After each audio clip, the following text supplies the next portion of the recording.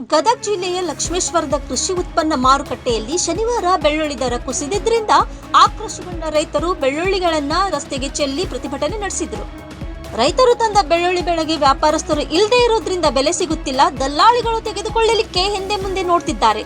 ಕಳೆದ ವಾರ ಕ್ವಿಂಟಲ್ಗೆ 6,000 ಇದ್ದ ಬೆಳ್ಳುಳ್ಳಿ ಬೆಲೆ ದಿಢೀರನೆ 3,000ದಿಂದ 4,000ಕ್ಕೆ ಇಳಿದಿದ್ದರಿಂದ ರೈತರು ಆಕ್ರೋಶವನ್ನು ವ್ಯಕ್ತಪಡಿಸಿದರು. ರೈತರ ರೇಟವನ್ನು ಖಂಡಿಸಿರಿ,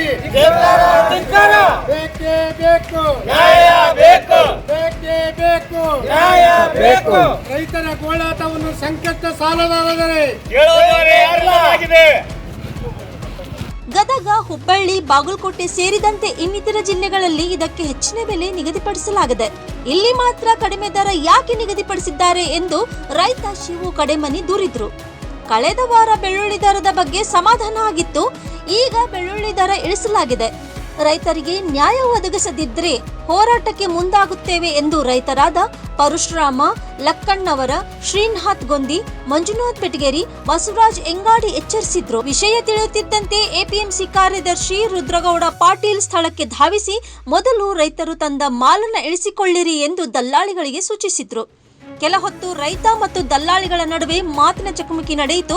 ಗದ್ದಲದ ವಾತಾವರಣ ತಿಳಿಯಾಗುತ್ತಿದ್ದಂತೆ ಮತ್ತೆ ಹೊಸದಾಗಿ ಹರಾಜು ಪ್ರಕ್ರಿಯೆ ಪ್ರಾರಂಭವಾಯಿತು.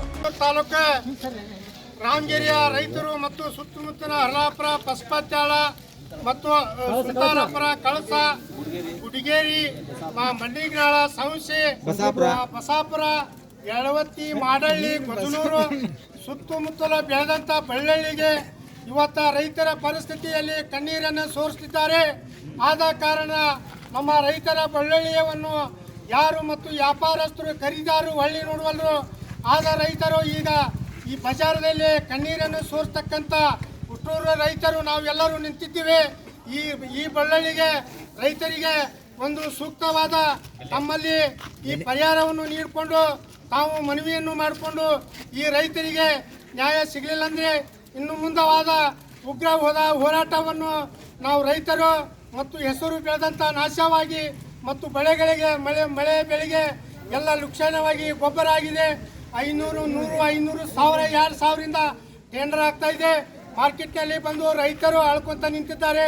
ಈ ರೈತರಿಗೆ ಏನಾರ ಒಂದು ಈ ರಾಜ್ಯ ಸರ್ಕಾರದಂಥ ಎಲ್ಲ ಒಂದು ರೈತರಿಗೆ ಸೂಕ್ತವಾದ ಪರಿಹಾರವನ್ನು ನೀಡಿಕೊಂಡು ತಮ್ಮಲ್ಲಿ ಕೈ ಮುಗಿದು ಕೇಳ್ಕೊಂತಾನೆ ನನ್ನ ವಿನಂತಿ.